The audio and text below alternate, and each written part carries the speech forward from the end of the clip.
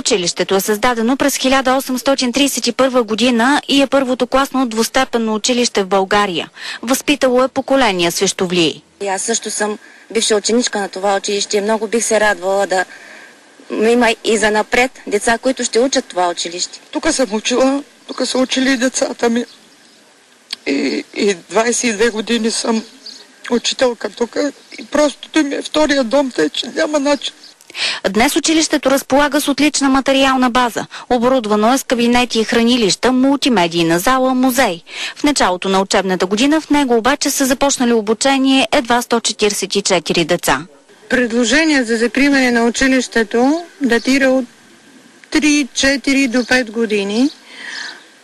Политика е на местната община, на кмета и на някои общински съветници училището да бъде закрито.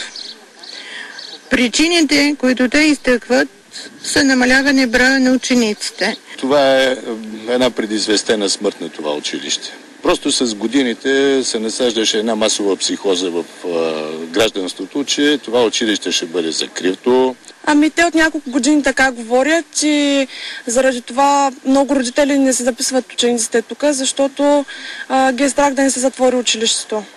В града плъзват и слухове, че масивната триетажна училищна сграда, обширния двор и голямата спортна площадка в центъра на града са апетитна хапка за бизнеса.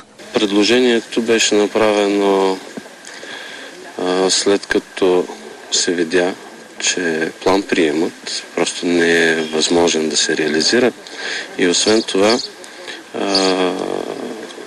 след срока, който беше изчакан, за да се види дали училището може да се стабилизира, се оказа, че то все пак не може да събере достатъчно ученици.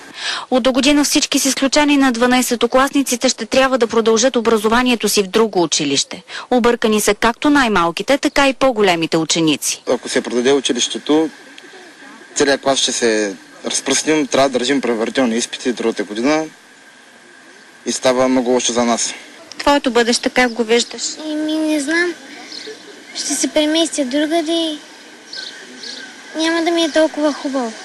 Парадоксът е в това, че това училище с една от най-чудесните бази, като сграда и като възможности. Но в крайна сметка се оказва, че никой не записва детето си някъде да учи заради това, че има чудесна база.